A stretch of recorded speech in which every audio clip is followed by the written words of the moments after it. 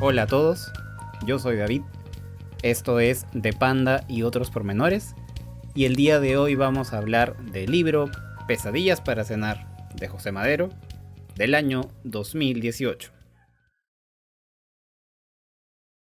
Ya habíamos hablado antes de los dos primeros libros de José Madero, que son libros de no ficción, pero como sabemos muchos fans de él, en realidad la primera incursión que Pepe había querido hacer hacia la literatura era pues con historias de terror para niños, historias de ficción.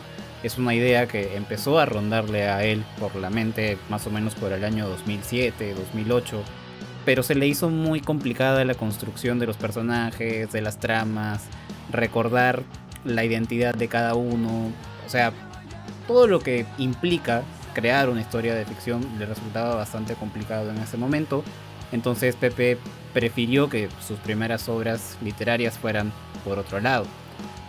Ya años después, un poco más curtido en la escritura, se anima ya por fin a lanzar su primera obra de terror para niños, que es esta que tengo aquí, Pesadillas para cenar, publicada en el año 2018.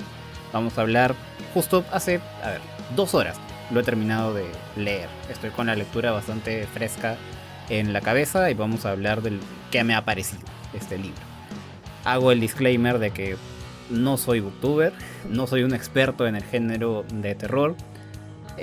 Claramente este libro no es para mí, o sea, no formo parte del público al que está destinado este libro, que son niños que buscan historias de terror. Y otro disclaimer importante sobre el género de terror en general es que nada me da miedo.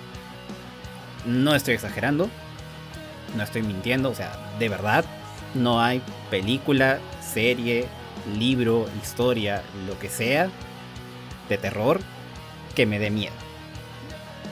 Voy a cumplir 29 años en unas semanas.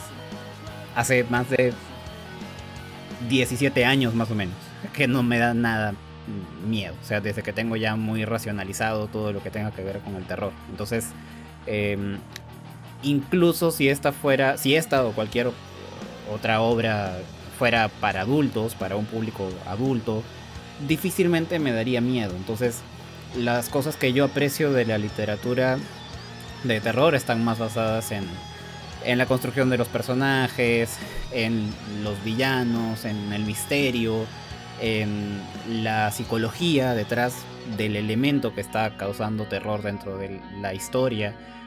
Esos aspectos son los que más me suelen atraer, ¿no? Más que los monstruos en sí, más que las cosas que resulten terroríficas. Sí, tengo este problema con las obras de terror.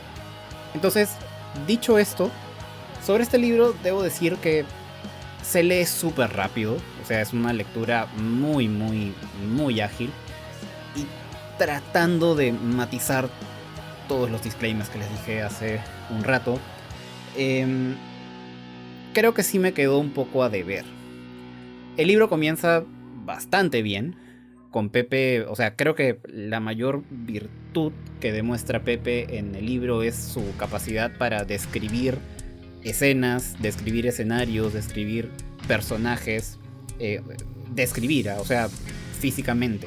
No me refiero tanto a la psicología, de hecho ese es un aspecto en el que me quedó a deber.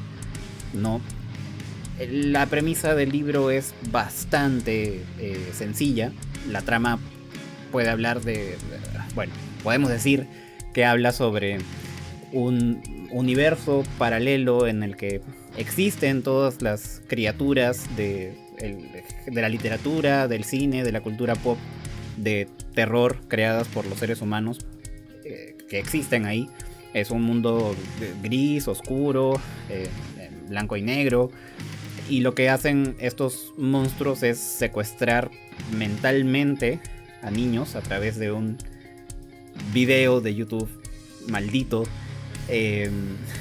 Algo, bueno, parecido a Freddy Krueger.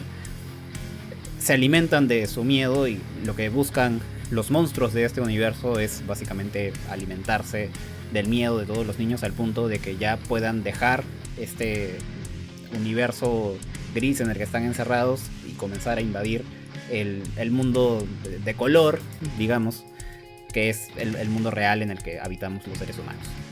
Entonces, la manera en que comienza el libro, la narrativa, ¿no? Donde una niña, de muchos niños que han ido a parar a este mundo, cómo describe él las escenas de lo que va viendo la niña en ese lugar, me pareció muy bien ejecutado. O sea, repito, creo que es lo mejor que hace Pepe en el libro. Pero fuera de eso, ya cuando la trama comienza a avanzar, creo que sí me queda un poco a deber, incluso considerando que es un libro para niños. Me parece que tanto el grupo de protagonistas como los villanos son bastante acartonados. O sea, dentro de los niños están los arquetipos que encontramos siempre en historias de este tipo. Está el nerd, el escéptico que no cree en cosas sobrenaturales, la chica más rockera, la protagonista más normalita y más centrada, en fin. Y de los villanos, donde hay un personaje, por cierto, entre los villanos llamado No Me Olvides, que supongo que es un guiño a la agrupación Magnolia y los No Me Olvides. Los villanos principales son No Me Olvides y un vampiro, ¿no? El conde Drácula, digámosle. Entonces, los diálogos de los villanos y no lo sé, las motivaciones las motivaciones no están bien. O sea, es una historia para niños. No pretendo que sea algo mucho más profundo. Pero las interacciones que hay ya cuando se dan los encuentros entre los niños y los villanos, los diálogos que hay, son bastante clichés, bastante poco memorables. Pero bueno, sí, es una historia muy básica, la verdad.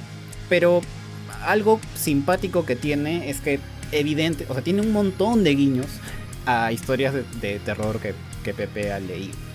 Y en algunos casos ni siquiera son guiños, son ya alusiones directas. O sea, la trama del libro se parece mucho a la de It, en el sentido de un villano, entre comillas, más psicológico, que te atrapa a través de tus miedos, de tus pesadillas, y que tienes que superarlo con básicamente el poder de tu imaginación y de tu fortaleza mental, ¿no? Entonces el desenlace de esta historia se parece mucho al de It, obviamente quitando toda la genialidad que Stephen King imprime en esta obra y en muchas otras de sus obras, ¿no?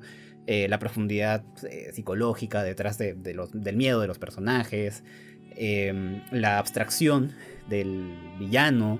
O sea, no, todo esto es mucho más concreto, mucho más aterrizado.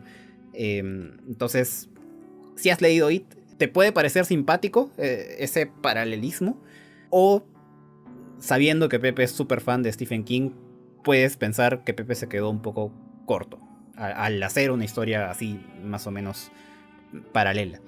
Hay otros guiños que supongo se me pueden haber ido, ¿no? A clásicos de terror de los 80s, tanto del cine como de la literatura. Repito, tanto guiños como alusiones directas, o sea que los mismos personajes hablan de eso. O sea, de hecho, para el desenlace, bueno, ya estoy spoileando, alerta de spoiler. Para el desenlace, los niños tienen que entender o descubrir cuál es el punto débil de cada monstruo al que tienen que enfrentar, más o menos. Y para eso se vale mucho de cosas, o sea, googlean mucho en sus celulares, y se valen de lo que dentro de la cultura pop se conoce como el punto débil de cada monstruo. Entonces, repito, ese final es muy parecido a It, pero sin la gracia de It. Los personajes no me gustan mucho, o sea, es muy directo el libro.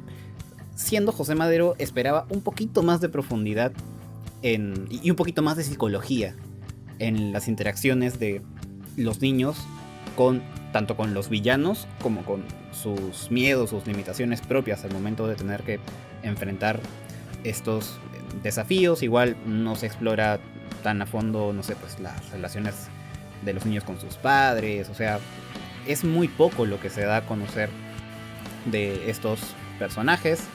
Al final, cerca del final, hay un pequeño plot twist sobre una traición Igual que en la batalla final de It, uno de los personajes, repito, dije, alerta de spoiler, uno de los personajes va a morir y va a quedar ahí sin poder regresar de este universo alterno. Y bueno, queda también un final un poquito abierto en el que los niños, que se parece a cuando termina la trama de los personajes de It cuando son niños, ¿no? Como que hacen una promesa de mantenerse siempre alertas por si este peligro regresa y el mundo vuelve a estar en riesgo de caer en manos de estos monstruos. Entonces, básicamente es eso. Creo que la narrativa y la descripción, las descripciones físicas de las cosas, de los elementos, de los escenarios son lo mejor que tiene el libro. Pero sí, o sea, evidentemente Pepe está todavía un poquito verde. También es un libro bastante infantil. No sé cuál es su clasificación, pero me parece que es para mayores de 8 años. O sea, no tiene nada muy fuerte ni muy explícito. De hecho, el libro que se va a venir ahora en noviembre, que se va a publicar en noviembre, que seguramente también vamos a estar reseñando por aquí, ese sí tengo entendido que es más explícito. De hecho, creo que está categorizado como PG-13. Ya tiene un poco más de violencia, un poco más de sangre.